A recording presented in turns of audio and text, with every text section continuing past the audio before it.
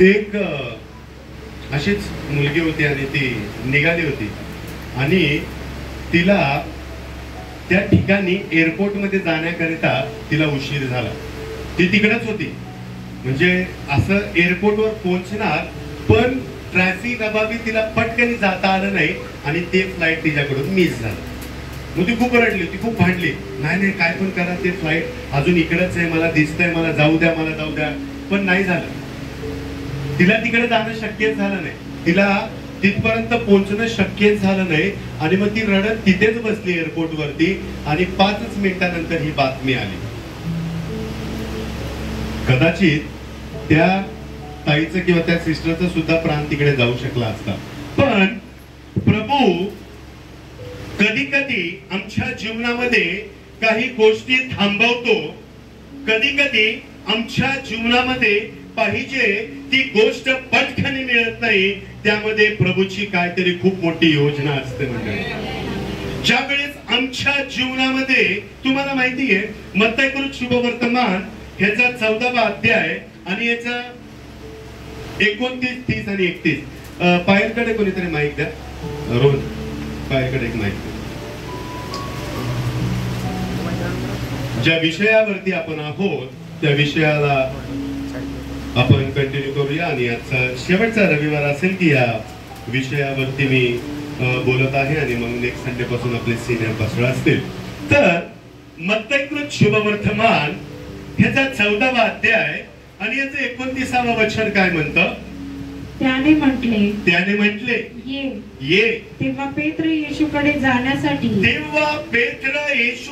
जाण्यासाठी तारवातून उतरून पाण्यावर चालू लागला. परंतु वारा पाहून तो भ्याला आणि बुडू लागला असता ओरडून म्हणाला प्रभूजी. बस, आज मला तुमचं लक्ष ज्या शब्दाकडे घेऊन जायचं आहे तो शब्द आहे प्रभूजी. नाही, प्रभूजी. तो त्याला गुरुजी म्हणायचा, तो त्याला ख्रिस्त म्हणायचा, तो त्याचा चांगला आध्यात्मिक पिता होता. पण ज्या वेळेस त्याच्या जीवनामध्ये संकट आलं, त्याला माहिती होतं की आता या संकटामध्ये मला सहाय्य करणारा माझा परमेश्वर आहे. आणि म्हणून तो त्या ठिकाणी म्हणतो की प्रभूजी. प्रभूजी ह्या शब्दाचा जर आम्ही विचार केला तर त्याला पंडित रमाबाईच्या बायबल मध्ये ट्रान्सलेशन मध्ये यहोवा आलेला आहे शब्द. यहोवा त्याला म्हटलं जातं परमेश्वर. त्याला म्हटलं जातं की ज्यानं आमच्यासाठी तो एकुलता एक पुत्र पाठवला आणि ज्या वेळेस तो डुबू लागला त्यावेळेस तो विश्वासाने त्याला म्हणतो की प्रभूजी. पण तिथं गुरुजी म्हटला नाही बरं का म्हणजे.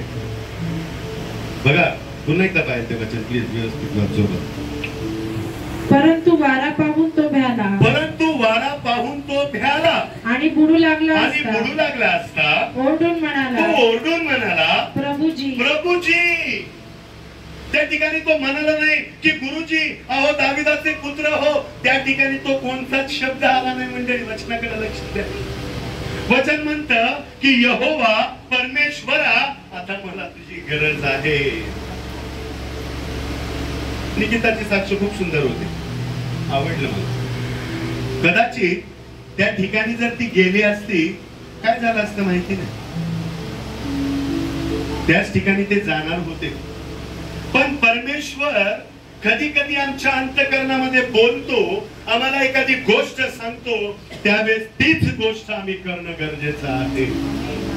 पेत्राला ज्यावेळेस तो पेत्राचं पाचारण झालं आणि पेत्राकडे तो गेला आणि पेत्राला म्हणाला इथून पुढे तू मासे नाही माणसं धरणारा होशील. त्यावेळेस सुद्धा एक घटना घडलेली आहे बरं का.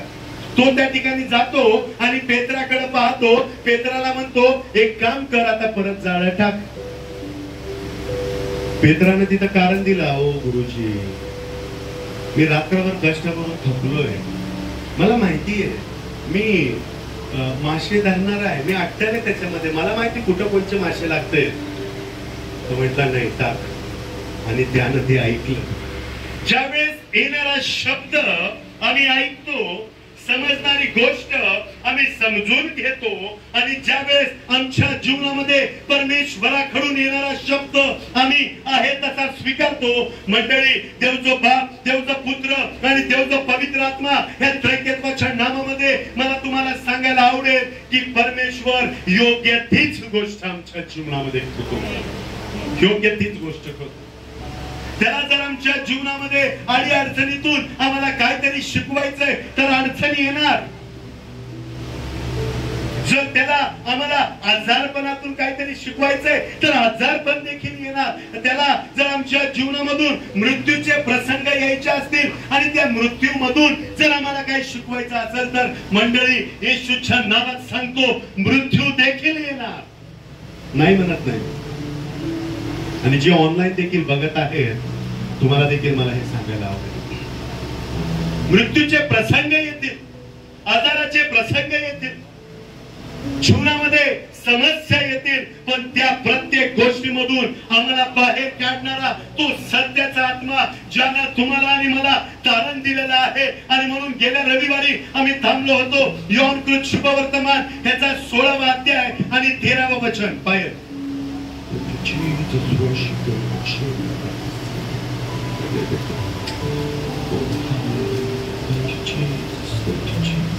तरी तो सत्याचा आत्मा येईल, तेव्हा तो तुम्हाला मार्ग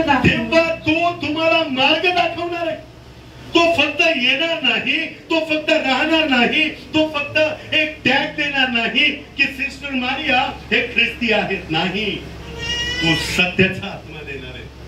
तो फक्त टॅग देणार नाही की या ठिकाणी राहुल आहे आणि राहुलचा जन्म एका ख्रिस्ती कुटुंबात झाला, नाही. तो टॅग नाही, तर त्याच्या पलीकडे जाऊन त्यानं तुम्हाला आणि मला आमचं नाव घेऊन निवडलेलं आहे आणि आमच्या आईच्या गर्भामध्ये असताना त्यानं आमची निवड केलेली आहे. आणि म्हणून पुढे जाऊन वचन म्हणतं, पहिल्यापासून 13वा वचन, तरी तो सत्याचा आत्मा येईल तेव्हा तो तुम्हाला मार्ग दाखवेल, तोच तुम्हाला मार्ग दाखवेल, सर्व सत्यात नेईल, कारण तो आपल्या स्वतःचे सांगणार नाही, तो आपल्या स्वतःचा सांगत नाही मंडळी, तर जे काही ऐकेल तेच सांगेल, तेच तो सांगणार आहे. जो तो ऐकणार आहे, जो तो पवित्र आत्मा त्याच्यापर्यंत पित्याकडून येणारी गोष्ट जाणार आहे, तीच गोष्ट येशूच्या नावात आम्हा प्रत्येकाच्या कुटुंबामध्ये आणि आम्हा प्रत्येकाच्या जीवनामध्ये होणार आहे. हे प्रभूने दिलेलं अभिवचन आहे. याकोब 1:22 काय म्हणतं,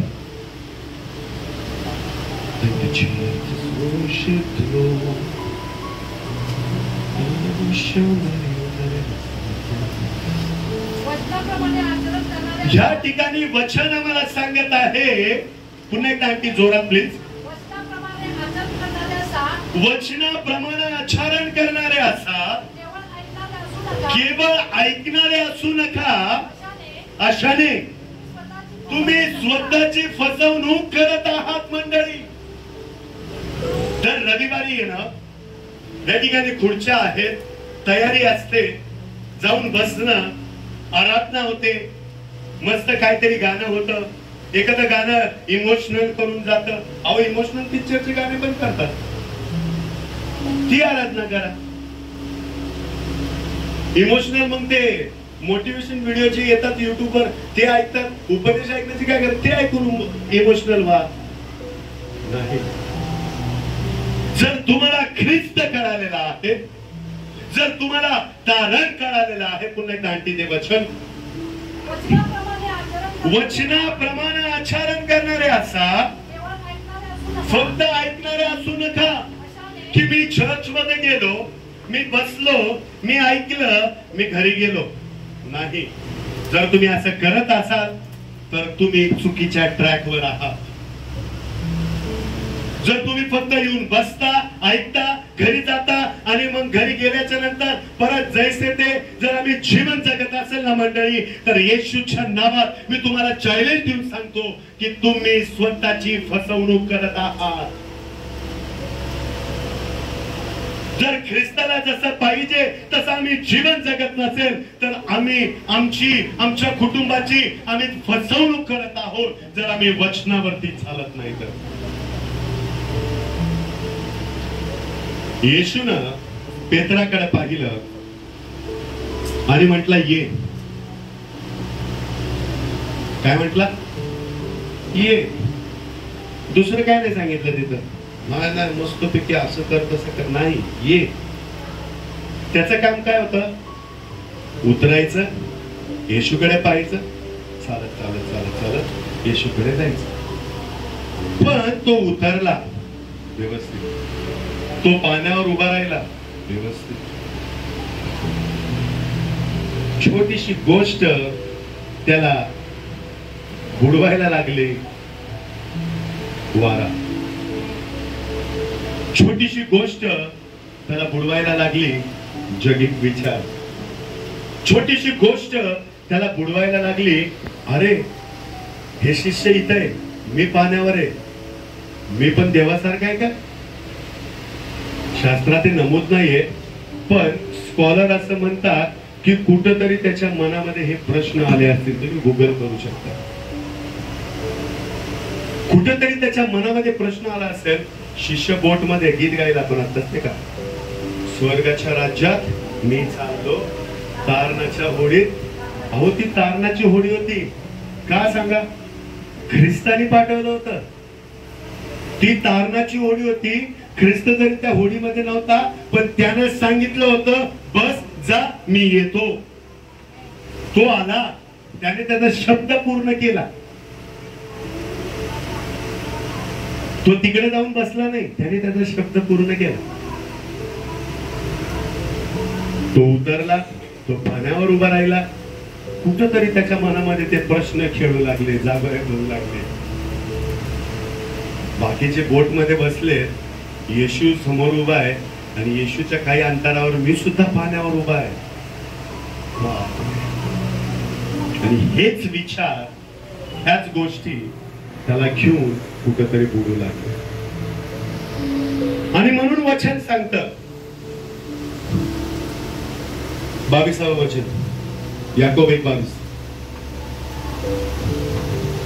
वचनाप्रमाणे आचरण करणारे असतात. म्हणून वचन सांगतं की वचनाप्रमाणे आचरण करणारे असा, केवळ ऐकणारे, फक्त ऐकणारे असू नका. अशाने तुम्ही स्वतःची फसवणूक करता. अशाने तुम्ही स्वतःची फसवणूक करत आहात मंडळी. माझं चर्चला येणं काफी नाहीये, माझं चर्च मध्ये येऊन बसणं हे काफी नाहीये, माझं पास्टर व्हिजिटला आले काय तर करू, आता पास्टरला खुश करू, ते इथंच आहे, ते इथंच आहे. आम्हाला आमचं अंतःकरण, आम्हाला आमचं जीवन हे ख्रिस्ताच्या वचनाप्रमाणे घेऊन जायचं. परमेश्वर प्रत्येक परिस्थितीमध्ये चालवतो. परमेश्वर प्रत्येक परिस्थितीमध्ये आम्हाला घेऊन चालतो, आमच्या संगती राहतो, आमच्या संगती त्यानं ज्या सर्व गोष्टी प्रभूच्या आत्म्याद्वारे आलेल्या आहेत. तुम्हाला माहितीये, तुम्ही आणि मी जर जुन्या कराराकडे गेलो, निर्गम ह्याचा 3रा अध्याय बाहेर, निर्गम ह्याचा 3रा अध्याय 8 पासून 15 पर्यंत वचन वाच बरं. निर्गम ह्याचा 3रा अध्याय वचन 8 पासून काय म्हणतं बघा. त्यांना मिस्री लोकांच्या हातातून सोडवावे. बघा या ठिकाणी काय तुम्हाला सांगतो मी, मोशेला झालेले पाचारण. जर तुम्ही आणि मी निर्गम ह्याचा 3रा अध्याय जर व्यवस्थित वाचला, घरी गेल्यावर प्लीज वाचा. जे ऑनलाईन बघत आहे तुम्हाला देखील सांगतो, या अध्यायावरती अभ्यास करा. आणि या ठिकाणी वचन आहे मोशेला झालेलं पाचारण. परमेश्वर आम्हाला कसं चालवतो हे मला तुम्हाला दाखवायचं आहे. 8व्या वचनापासून पुढे पाहिजे. त्यांना मिस्री लोकांच्या हातातून सोडवावे हा, आणि त्या देशातून चांगल्या व त्या देशात दुधामधाचे प्रभाव जेथे वाहत आहेत हा. अशा देशात हा. म्हणजे कनानी, हित्ती, अमोरी, परिजी, हिब्बी व यबुसी यांच्या देशात त्यांना घेऊन जावे म्हणून मी उतरलो आहे. हे व्यवस्थित आहे का बरं का मंडळी? यामध्ये मोशेचं पाचारण कसं झालं, कोणत्या शब्दांनी झालं आणि कोणत्या विश्वासानं झालं, हे मला तुम्हाला दाखवायचं आहे. पुढे पाहिजे पहा, इस्रायल वंशजाचा आक्रोश माझ्यापर्यंत आला आला आहे. आहे. मिस्री लोक त्यांच्यावर कसा जात जुलूम करीत आहे हा. हेही मी प्रत्यक्ष पाहिले पाहिले आहे. आहे. तर आता चल, तू मिसर देशातून माझे लोक हा. इस्रायल वंशज हा. यांना बाहेर काढावे. ही मोशेला जबाबदारी दिली होती परमेश्वरानं की तू आता चल आणि त्या ठिकाणी मिस्रातून तुला त्या लोकांना बाहेर काढायचंय. पुढे मोशे काय म्हणतो? बाहेर काढावे म्हणून मी तुला फारोकडे पाठवतो. म्हणून मी तुला फारोकडे पाठवतो. पुढे तेव्हा मोशे देवाला म्हणाला, तेव्हा मोशे देवाला म्हणाला, फारोकडे जाऊन फारोकडे जाऊन इस्रायल वंशजांना हा. मिस्रातून बाहेर आणणारा हा. असा मी कोण? असा मी कोण आहे? तिकडं बोलणं चालू आहे बरं का, त्या ठिकाणी संभाषण चालू आहे आणि त्या ठिकाणी काय चालू आहे की परमेश्वर मोशेची निवड करतोय, त्याला जबाबदारी देतोय, त्याचं पाचारण त्या ठिकाणी लिहिलेलं आहे आणि परमेश्वर त्याला जबाबदारी देऊन त्याच्या संगती बोलत आहे. तुम्ही आणि मी जर पेत्राकडे जरी पाहिलं, पेत्राचं पाचारण कधी झालं मंडळी? ज्यावेळेस येशू पेत्रा संगती बोलत होता, पेत्राकडे त्याने पाहिलं आणि पेत्राकडे पाहून तो त्याला म्हणतो की बाबा रे, आता तुला ह्या ठिकाणी जाळं टाकायचंय. मोशेच्या पाचारणामध्ये तो त्याला म्हणतो की तुला ह्या लोकांना सोडवायचंय. पुढे पाहिजे देव म्हणाला, खचित मी तुझ्या बरोबर असेल. खचित मी तुझ्या बरोबर असेल. मी तुला पाठवले. मी तुला पाठवले. याची खून हीच. ह्याची खून हीच. तू लोकांना मिस्रातून काढून आणणारा. तू लोकांना मिस्रातून काढून आणल्यावर ह्याच डोंगरावर हा तुम्ही देवाची सेवा करा. तुम्ही ह्याच डोंगरावरती ज्या ठिकाणी संभाषण चालू आहे त्या ठिकाणी परमेश्वर मोशेला म्हणतो, याच ठिकाणी तू देवाची स्तुती करणार आहेस. ह्याची खून आहे, ही निवड आहे की मी तुला दिलेली जबाबदारी तू पार पाडलीस आणि माझ्या प्रत्येक शब्दाचं तू पालन केलंस. आता पलीकडे जाऊन मी तुला सांगतो की तू जाशील, तू त्यांना सोडवशील आणि त्याच्या पलीकडे जाऊन वचन म्हणतं की या डोंगरावर तू सेवा करशील. पुढे वचन काय म्हणतं? तेव्हा मोशे देवाला म्हणाला, पहा मला तुमच्या पूर्वजांच्या देवाने तुमच्याकडे पाठवले आहे. असे मी इस्रायल वंशजाकडे जाऊन त्यांना सांगितले. हा पुढे त्यांचे नाव काय? त्यांचे नाव काय असे मला ते विचारतील. असे ते मला बघा, मोशेच्या मनामध्ये किती प्रश्न यायला लागले. मी जातो पण असं झाल्यावर काय करू? मी जातो पण मला जर हे विचारलं तर काय करू? मी जातो पण माझ्या मनामध्ये हे प्रश्न उद्भवायला लागले. परमेश्वर काय म्हणतो ऐका पुढे 14वे वचन. त्यांना काय देव मोशेला म्हणाला, देव मोशेला म्हणाला, मी आहे तो आहे.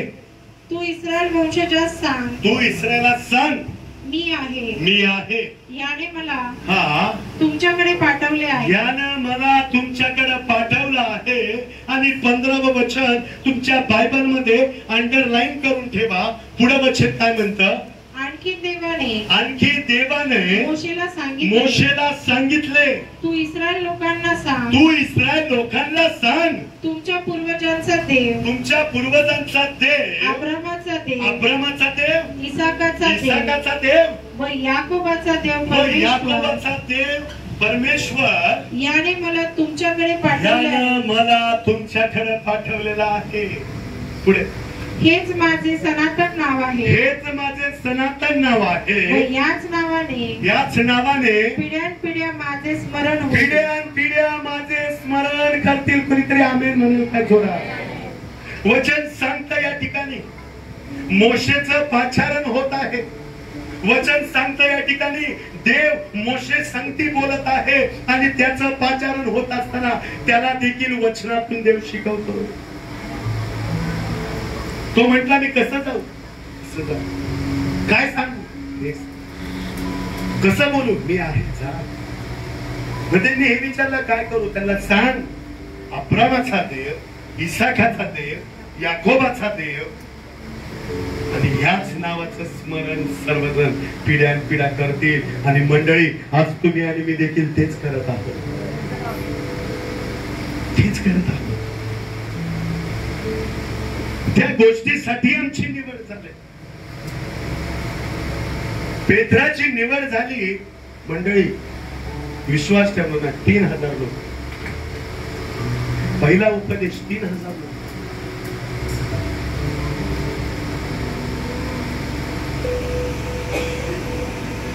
वारा बघितला, बुडला, भ्याला, नाकारलं, नाकारलं फक्त कोणी येशू माहिती नाही म्हटला. पण देव प्रत्येक असंच अंतःकरण पाहत आहे मंडळी, देव असंच हृदय पाहत आहे मंडळी, देव असेच विचार जाणून आहे मंडळी.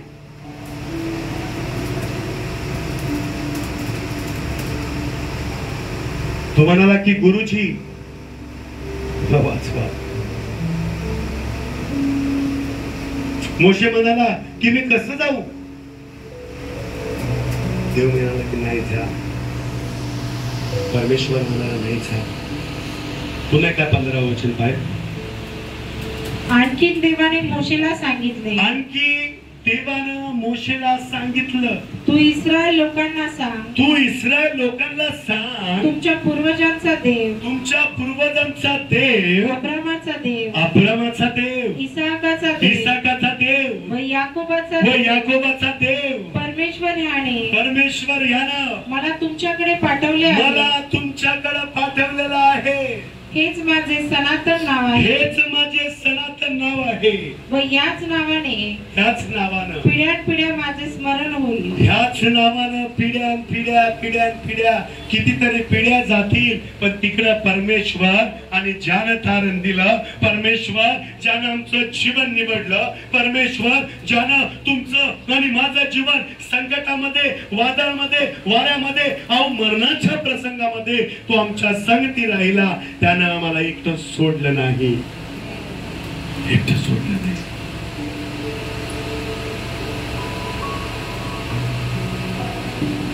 प्रत्येकाच्या जीवनात असा एक प्रसंग आहे, तुझ्या प्रसंगाला आठवल्यावर कुठंतरी भीती वाटते.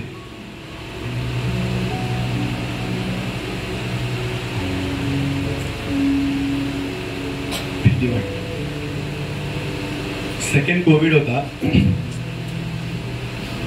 मी मम्मीला घेऊन हॉस्पिटलला गेलो आणि तापडिया सरांनी पाहिलं आणि म्हटले जावा उद्या सकाळी या, डेड बॉडी घेऊन जावं. हा काय, जावा उद्या सकाळी या, डेड बॉडी घेऊन जावा. आम्ही सगळे शॉक.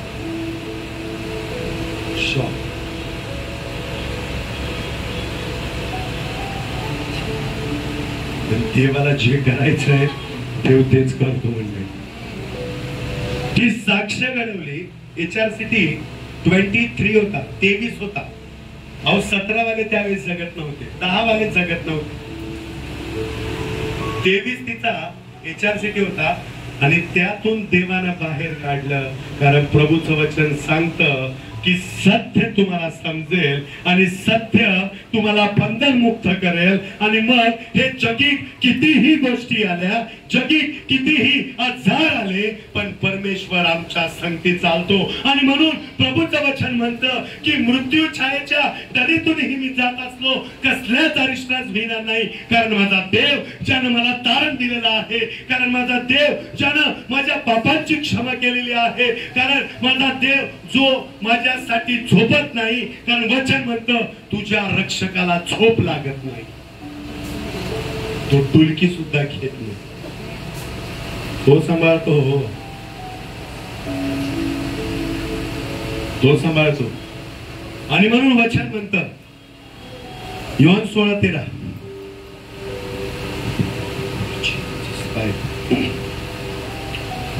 तरी तो सत्याचा आत्मा येईल तरी तो सत्याचा आत्मा येईल, तेव्हा तो तुम्हाला मार्ग दाखवू, तेव्हा तोच तुम्हाला मार्ग दाखवेल, सर्व सत्यात नेईल. सर्व सत्यात नेईल. कारण तो आपल्या स्वतःचे सांगणार नाही, तो आपल्या स्वतःच सांगणार नाही, तर जे काही ऐकेल जे काही ऐकेल तेच सांगेल तेच तो सांगणार आहे. आणि होणाऱ्या गोष्टी तुम्हाला कळतील. आणि होणाऱ्या गोष्टी तो तुम्हाला सांगणार आहे. मंडळी, पुढं वचन काय म्हणतं?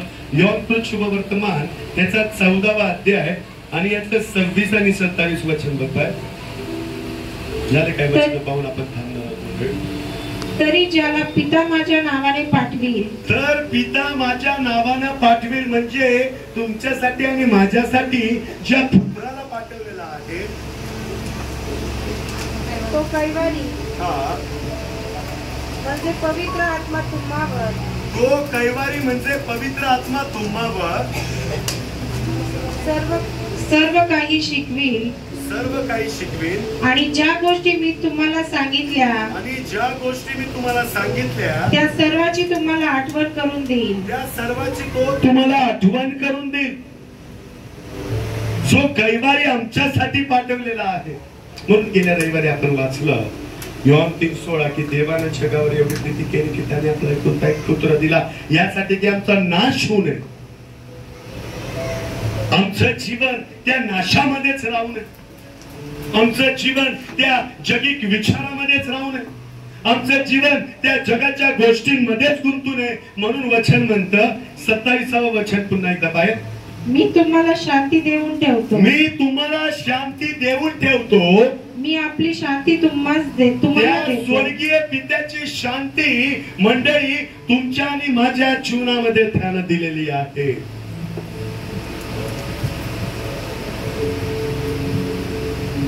जगिक शांती काहीच कामाची नाही.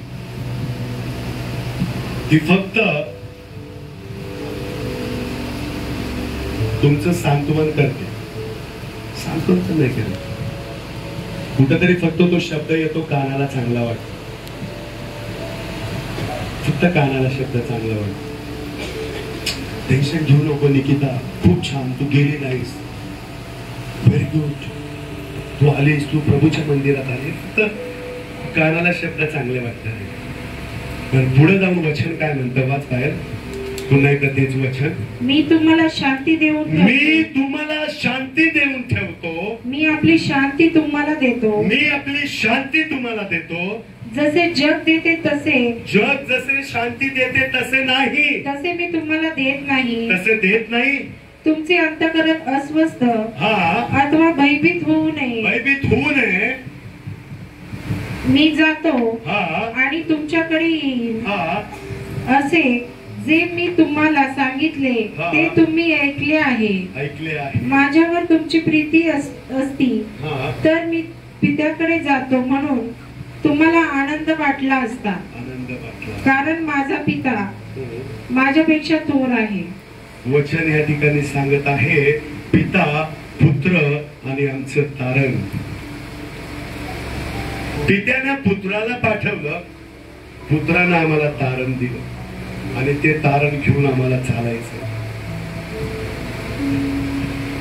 पित्यानं पुत्राचं पाचारण केलं, पुत्रानं तुमचं आणि माझं पाचारण केलं आणि आम्हाला त्या पाचारणामध्ये राहायचं. पित्यानं पुत्राला सांगितलं, त्याच गोष्टी पुत्रानं केल्या. आता पुत्राकडून ज्या गोष्टी आमच्यासाठी आलेल्या आहेत त्याच गोष्टीमध्ये आम्हाला चालायचं. ह्या जगामध्ये राहत असताना आम्हाला विचार करायचा आहे की मी माझ्या जीवनामध्ये कोणत्या गोष्टींविषयी संशय धरून राहत आहे. या जगामध्ये आम्ही राहत असताना आम्हाला विचार करायचा आहे, मी कोणत्या गोष्टींवरती, मी कोणत्या वचनावरती, मी कोणत्या आराधनेवरती, मी प्रार्थनेवरती, मी चर्च मध्ये येऊन त्याची आराधना करण्यामध्ये मी पाळकावरती.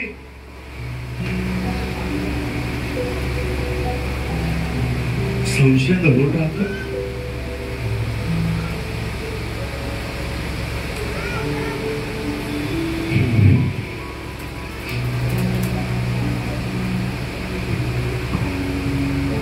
कोणत्या गोष्टींमध्ये मी संशय धरून राहतो? वचन काय म्हणतो? योहान 15 आणि 16 वचन बघताय, तुम्ही मला निवडले नाही तुम्ही मला निवडले नाही, तर मी तुम्हाला निवडले. हेच वचन पेत्रासाठी होतं बरं का. हेच शब्द मोशेकरिता होते. हेच शब्द आज इमॅन्युअल चर्च साठी आहेत. कुणीतरी आमेन म्हणेल काय? हेच शब्द आमच्यासाठी येतं. वचन पुन्हा एकदा पाहिजे, तुम्ही मला निवडले नाही, तुम्ही मला निवडले नाही, तर मी तुम्हाला निवडले, तर मी तुम्हाला निवडले आहे व तुम्हाला नेमले व आहे. तुम्हाला नेमले आहे. यात हेतू हा की यामध्ये हेतू हा आहे की तुम्ही जाऊन फळ द्यावे, तुम्ही जाऊन फळ द्यावं, तुमचे फळ टिकावे, तुमचे फळ टिकावे, आणि जे काही तुम्ही माझ्या नावाने पित्याजवळ आणि मागाल, जे काय तुम्ही माझ्या नावामध्ये पित्याकडे सादर करताल, मागताल, विनंती करताल, ते त्याने तुम्हाला द्यावे. ते त्यानं तुम्हाला द्यावं. इमॅन्युअल चर्च मध्ये येणाऱ्या प्रत्येक कुटुंबाने नाही निवडलंय की चला मी येशूची निवड केली आता. नाही, प्रभूच्या वचनानं आम्हाला निवडलेलं आहे. प्रभूच्या उपस्थितीनं तुम्हाला आणि मला निवडलेलं आहे. प्रभूच्या आराधनेनं तुम्हाला आणि मला निवडलेलं आहे. आणि म्हणून त्याच अध्यायाचं 26वं वचन काय म्हणतं बघ, परंतु जो पित्यापासून निघतो, हा, ज्याला मी पित्यापासून तुमच्याकडे पाठवी, हा, तो कैवारी, तो कैवारी, म्हणजे सत्याचा तो आत्मा येईल, सत्याचा आत्मा येईल, तेव्हा तो माझ्याविषयी साक्ष देईल. तो माझ्याविषयी साक्ष देईल. आणि त्या पित्याविषयी साक्ष हीच आहे की तो अब्रामाचा, इसाकाचा, याकोबाचा देव आहे, ज्यानं आमच्या जीवनामध्ये सामर्थ्य आणलेलं आहे. ही त्याची साक्ष आहे.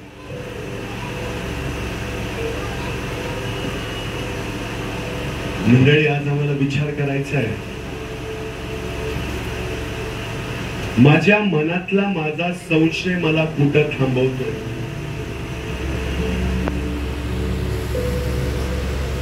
व्यवस्थित लक्ष देऊ नये का मला काय सांगायचं? माझ्या मनातला संशय मला कुठं थांबवतो? परत बोल.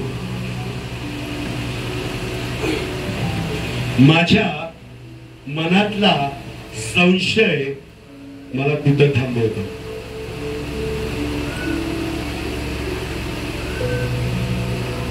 पेत्राचा संशय बुडाला. यहुदा इस्करियोतने कुठेतरी संशय धरला, येशूला धरून दिलं, फाशी देऊन गेला.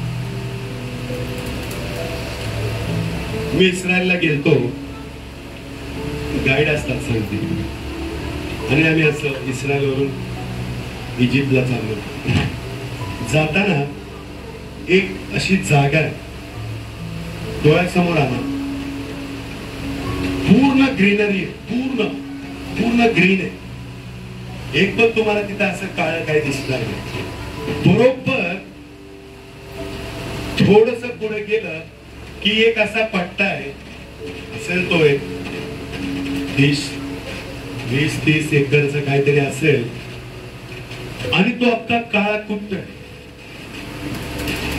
पूर्ण काळ,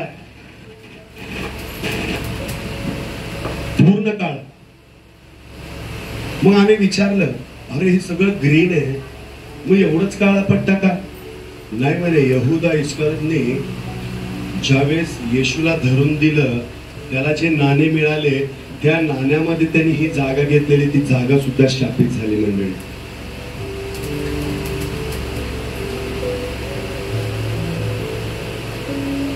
येशूवर संशय धरला. किती नाण्यांसाठी? किती होते ते नाणे? 30 नाणे.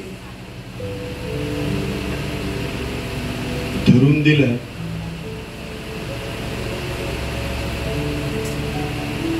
ती इन्व्हेस्टमेंट सुद्धा त्याची अजून तिथं बोर्ड लावलेला आहे, त्याचं नाव आहे यहुदा इस्करियोतचं, आणि ती शापित झालेली जागा अजून तिथं. संशय. येशूवर संशय, वचनावर संशय, पित्यावर संशय.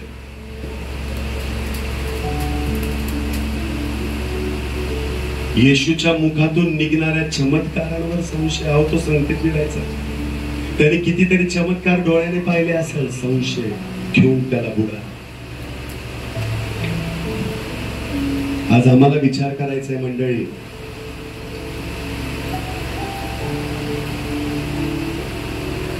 प्रभूच्या आत्म्यामध्ये बोलतो. कुणाला वाईट वाटलं तर हात जोडून क्षमा मागतो. आणि जे ऑनलाईन बघत आहे तुम्हाला देखील सांगतो, जर तुम्ही संशयामध्ये तुमचं ख्रिस्ती जीवन जगत असाल, मला माहिती नाही कदाचित ते माझे शब्द रॉंग असतील, पण तुमचं जीवन हे व्यर्थ आहे.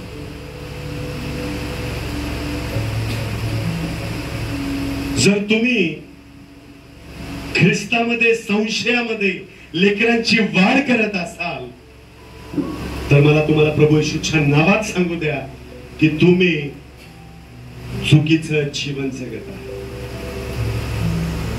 जर तुम्ही संशय धरून तुमचं ख्रिस्ती जीवन घेऊन चालत असाल, तर तुमच्या जीवनामध्ये ख्रिस्ताचं सामर्थ्य नाही, सैतान तुमच्या जीवनात कार्य करतो.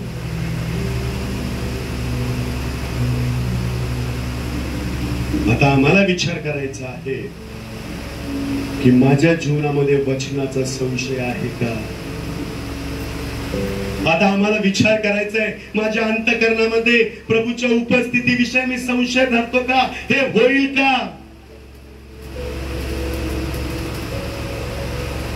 गेल्या रविवारीच मी तुम्हाला सांगितलं, मम्मीला व्हेंटिलेटरवर घेतला आणि झालं, ते संपली होती. डॅडी तिथे प्रीतीताईला जाऊन म्हणतात, रडू नको, कुणाला काय बोलू नको, त्यांना त्यांचं काम करू दे.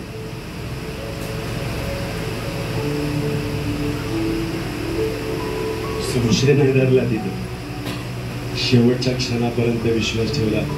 एम.एस. खावडिया सिनियर पास्टर दौंडला, पास्टर प्रशांतचे डॅडी, त्यांची मिसेस खूप सिरियस होती आणि एका ठिकाणी 40 गावला ते वचनाची सेवा करायला गेले आणि त्यांना फोन आला की तुमची मिसेस खूप सिरियस आहे, काही क्षणात ती मरण पावेल. 5,000 लोक येऊन बसलेत समोर. आता 10 मिनिटांनी स्टेजवर चढायचंय. काय करणार आहे प्रसंग? ते फोनवर एकच शब्द बोलले आणि त्यावेळेस कदाचित त्यांच्या घरच्यांना वाईट वाटलं असेल, पण आज प्रशांत दादा, असं प्रशांत खावडिया त्या शब्दाची खूप सुंदर साक्ष देतात आणि म्हणतात की माझे पप्पा त्यावेळेस फोनवर मला म्हणाले की प्रशांत, मी परमेश्वराचं काम करतोय, माझं काम परमेश्वर करेल. मी तर कुणाच्या मनुष्याचं काम करायला आलेलो नाहीये, मी तर परमेश्वराचं काम करायला आलेलो आहे. त्या ठिकाणी परमेश्वर त्याचं काम करेल. हा विश्वास, कोणचा संशय न धरता प्रभूच्या जवळ जाणं, कोणचा संशय न धरता प्रभूच्या मंदिरामध्ये येणं, कोणता संशय न धरता त्या प्रभूकडे बसून रडणं. भले उत्तर ना मिळू द्या. ती गेली, एअरपोर्टला गेली, फ्लाईट नाही मिळालं, रडत बसली. 5 मिनिटांनी कळालं, वाचली हो.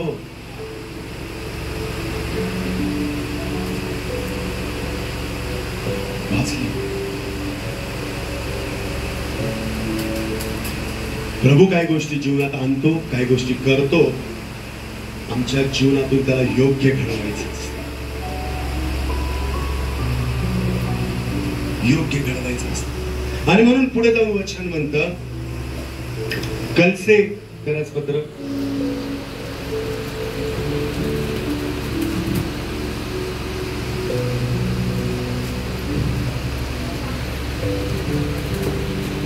एक मिनिट, सॉरी,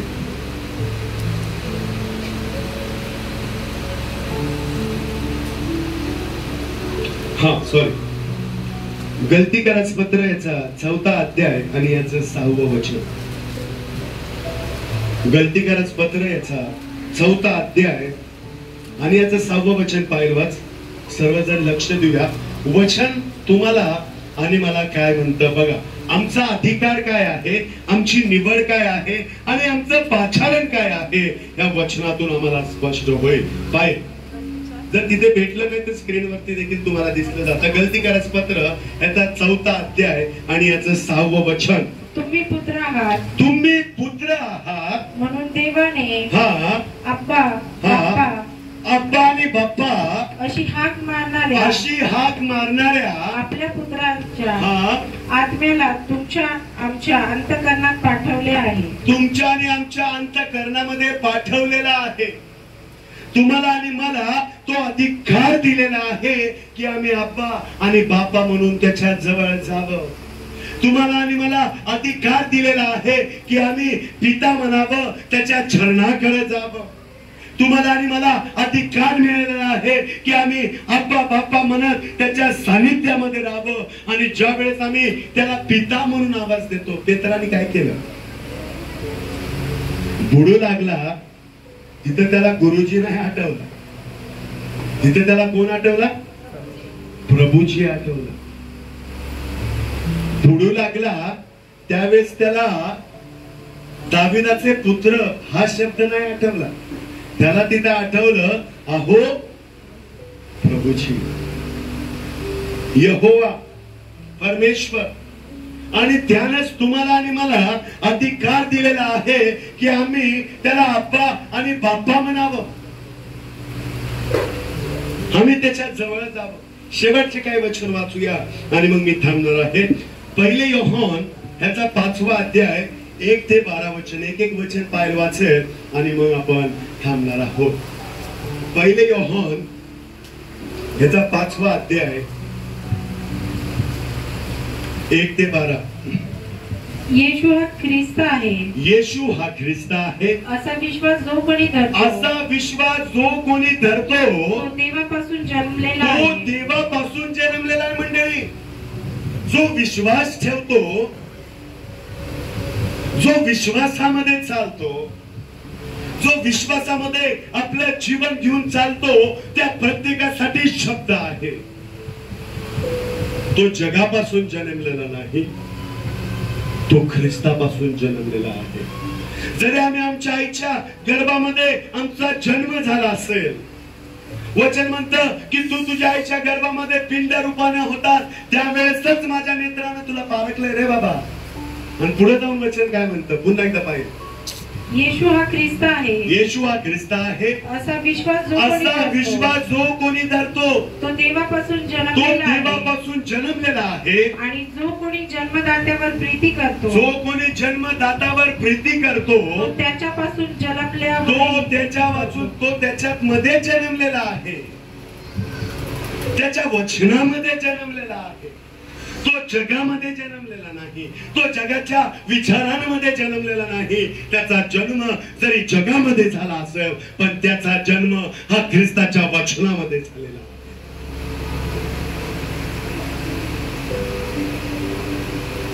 आंधळा व्यक्ती रोडला बसला होता. शिष्य म्हणतात का जन्मला हा असा? त्याच्या आई बापाने पाप केलेला. येशूला म्हणतात शिष्य, ह्याच्या आई बापाने पाप केले म्हणून हा आंधळा जन्मलाय. येशू म्हणतो नाही, त्याच्यातून पित्याचा गौरव व्हावं म्हणून तो जन्मलेला. आमचा जन्म जर ख्रिस्तामध्ये नसेल तर आम्ही संशयी जीवन जगत आहोत. आमचा जन्म जर प्रभूच्या वचनामध्ये नसेल तर आम्ही संशयी जीवन जगत आहोत. पुढे वचन, दुसरं वचन काय, आपण देवावर प्रीती करतो, आपण देवावर प्रीती करतो व त्याच्या आज्ञा पाळतो, व त्याच्या आज्ञा पाळतो. तेव्हा त्यावरून हा आपल्याला कळून येते की आपण देवाच्या मुलांवर प्रीती करतो. देवावर प्रीती करणे म्हणजे त्याच्या आज्ञा पाळणे होय, आणि त्याच्या आज्ञा कठीण नाही. कारण जे काही देवापासून जन्मलेले आहे जे काही देवापासून जन्मलेले आहे ते जगावर जय मिळवते ते जगावरती जय मिळवते आणि ज्याने जगावर जय मिळवला आणि ज्यानं जगावरती जय मिळवला आहे तो म्हणजे आपला विश्वास. तो म्हणजे आपला विश्वास. मंडळी कुणीतरी आमेन म्हणेल काय? पुन्हा एकदा 4थं वचन पाहिजे. कारण जे काही देवापासून जन्मलेले कारण जे आहे काही देवापासून जन्मले आहे ते जगावर जय मिळवते ते जगावरती जय मिळवतं. जो ख्रिस्तामध्ये आहे, जो वचनामध्ये आहे, जो आराधनेमध्ये आहे, जो प्रभूच्या प्रार्थनेमध्ये आहे, तो जगावरती जय मिळवणार आहे. येऊ द्या संकट,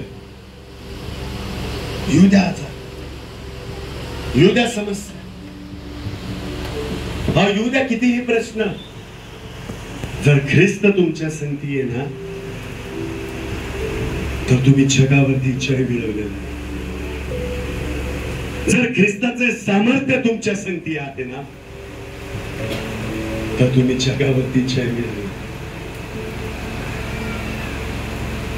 जर तुम्ही प्रभू येशू ख्रिस्ताच्या प्रत्येक गोष्टीवरती विश्वास ठेवता, विश्वासामध्ये आपलं जीवन घेऊन चालता, तुम्ही ख्रिस्तामध्ये जन्मलेले.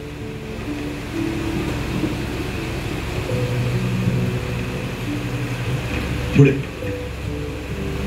येशू देवाचा पुत्र आहे. येशू देवाचा पुत्र आहे असा विश्वास जो धरतो, असा विश्वास जो धरतो, त्याच्या वाचून जगावर जय मिळवणारा कोण आहे? कोण आहे? क्वेश्चन मार्क, प्रश्नचिन्ह दिलेला आहे तिथं. कोण आहे? पुन्हा एकदा पाहिजे. येशू देवाचा पुत्र आहे. येशू देवाचा पुत्र आहे असा विश्वास जो धरतो, असा विश्वास जो धरतो, त्याच्या वाचून जगावर जय मिळवणारा कोण त्याच्या आहे? वाचून जगावर जय मिळवणारा कोण आहे? क्वेश्चन मार्क, प्रश्नचिन्ह. कोण आहे? पुढे. जो पाण्याच्या द्वारे हा व रक्ताच्या द्वारे आला हा. तो हाच म्हणजे येशू ख्रिस्त. पाण्याने केवळ नव्हे तर पाण्याने व रक्तानेही आला. आत्मा हा साक्ष देणारा आहे, कारण आत्मा सत्य आहे. सत्य आहे. कारण की स्वर्गात साक्ष देणारे तिघे आहेत, पिता, शब्द व पवित्र आत्मा. पिता, शब्द व पवित्र आत्मा, आणि हे तिघे एक आहेत. हे तिघे एक आहेत. पृथ्वीवर साक्ष देणारे तिघे आहेत. पृथ्वीवर साक्ष देणारे तिघे आहेत. आत्मा, आत्मा, पाणी आणि रक्त हा, या तिघांची साक्ष एकच आहे. आपण माणसाची साक्ष स्वीकारतो, हा. पण तिच्यापेक्षा देवाची साक्ष मोठी आहे. अहो, इथं वचन तुम्हाला आणि मला सांगतंय, वचन तुम्हाला आणि मला सांगतंय, आम्ही माणसाचे शब्द स्वीकारतो, माणसाकडून येणाऱ्या साक्ष स्वीकारतो. अहो, देवाच्या साक्षीकडे पहा मंडळी.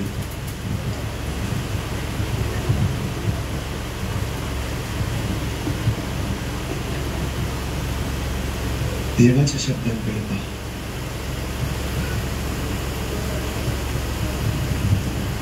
माणसं जगिक विचारातून बोलतात. समजतंय काय म्हणतो? माणसं जगिक विचारातून बोलतात. अहो, ज्यानं तुम्हाला आणि मला तारण दिलं तो त्या सत्याचा कैवारी पवित्र आत्मा त्याच्या संगती असतो, जो त्याला लीड करतो, गाईड करतो. त्यापासून प्रत्येक गोष्ट आमच्यापर्यंत येते मंडळी. पुन्हा एकदा पाहिजे 9वं वचन. आपण माणसांची साक्ष स्वीकारतो, आपण माणसाची साक्ष स्वीकारतो, पण तिच्यापेक्षा देवाची साक्ष पण मोठी आहे. तिच्यापेक्षा देवाची साक्ष मोठी. कोणीतरी आमेन म्हणेल काय? पुढे. जी साक्ष देवाने आपल्या पुत्राविषयी दिली, जी साक्ष देवानं आपल्या पुत्राविषयी दिली, तीच ही त्याची साक्ष आहे. तीच ही त्याची साक्ष आहे. ही त्याची साक्ष आहे. तुमच्यावरती आणि माझ्यावरती केलेलं ते प्रेम आहे. पुढं.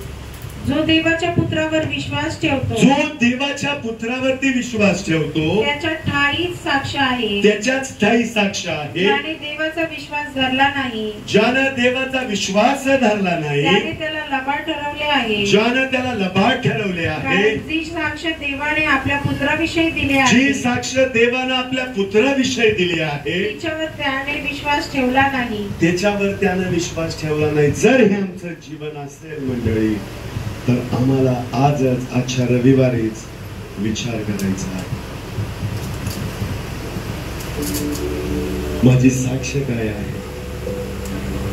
माझं पाचारण काय आहे, माझ्या ख्रिस्ताची साक्ष माझ्यासाठी काय, माझ्या ख्रिस्ताने माझ्यासाठी काय केलं, माझ्या पित्यानं माझ्यासाठी काय केलं, मी कोणत्या गोष्टींमध्ये संशय धरून चालतो किंवा चालते, मी कोणत्या गोष्टींमध्ये संशय धरून राहतो किंवा राहते.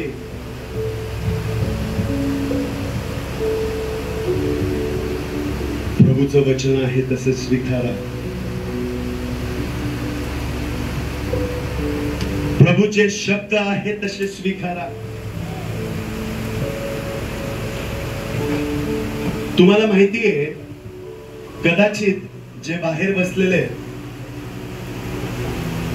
त्यांच्यासाठी आज काही शब्द मी मोकळे करत आहे, किंवा जे आता आतमध्ये आले, रोहन, मिल्टन, बाहेर होते, आता अमृता, अजून कोण बाहेर असतील मला नाही माहिती.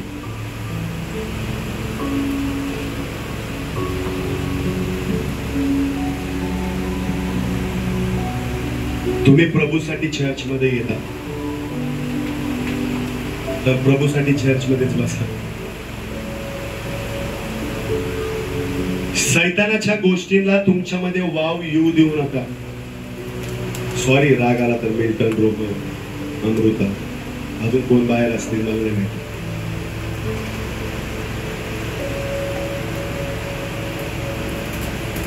कारण ह्या ठिकाणी वचनाचं पाणी हलत असत. ह्या ठिकाणी पवित्र आत्म्याचं पाणी हलत असत. आणि नेमकं एखादी गोष्ट आता आपल्या संगती बोलणार असती आणि सैतान तुम्हाला बाहेर घेऊन जातो. कदाचित हे सिनियर पास्टरने आधी सुद्धा सांगितलं, तपासा माझी लेकरं आत आहेत का. मी कलिसियाला घरी गेल्यावर मारतो जर ती चर्च मध्ये नसेल तर.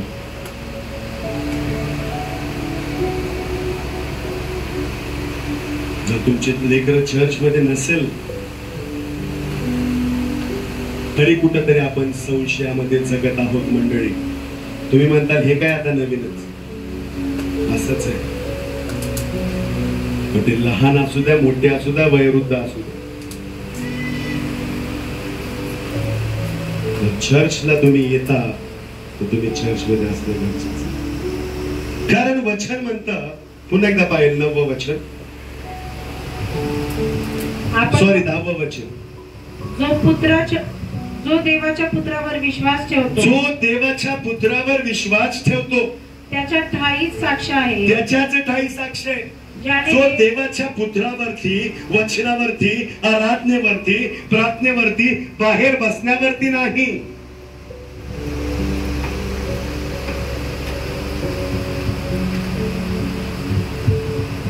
घरी पण बसू शकतो, त्यात काय होणार, काय होणार आहे, पुढच्या ठिकाणी होतील, पुढच्याला वचन सांगू. वचन म्हणतं तुम्ही शांत राहिले तर कोण ओरडतील. येशू म्हटलं होता, धोंडे हो, हे तर पुढचं आहे, त्याच्या पुढचं आहे. धोंड्यापेक्षा कुडत्या चांगल्या, ती सुंदर पुसलं की नवीन दिसत.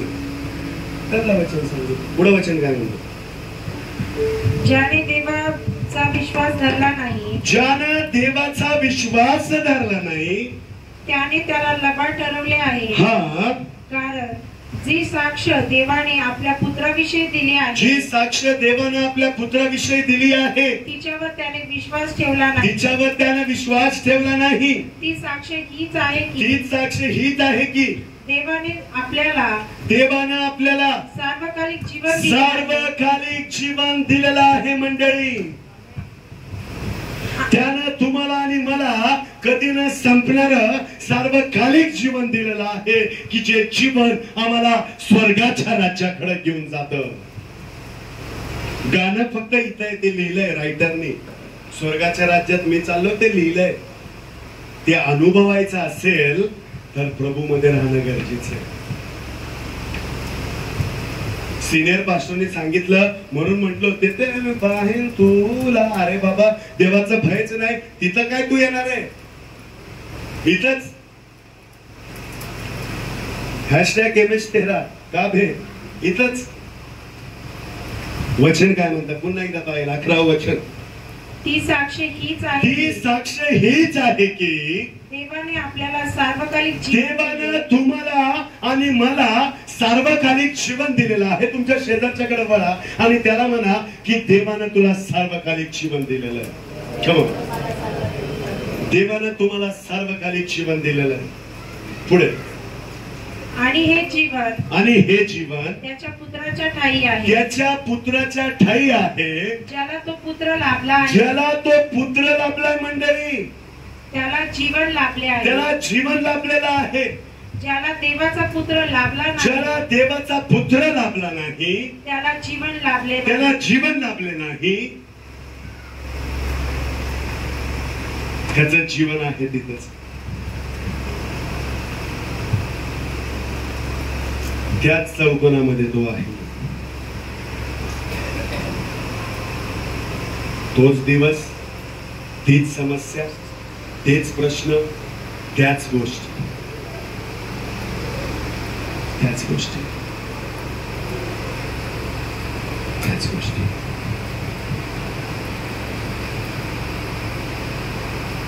जर प्रभूमध्ये राहायचं, जर संशय न धरता आम्हाला चालायचं, जगाच्या विचारांमध्ये आम्हाला जगायचं नाही, जगाच्या चालीरीतीवर आम्हाला जगायचं नाही,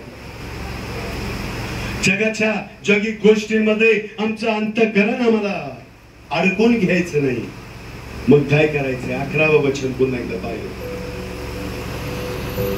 ती साक्ष हीच आहे की, ती साक्ष हीच आहे की देवाने आपल्याला सार्वकालिक जीवन दिले, देवानं आपल्याला सार्वकालिक जीवन दिलेलं आहे. आणि हे जीवन आणि हे जीवन त्याच्या पुत्राच्या ठायी आहे, त्याच्या पुत्राच्या ठायी आहे.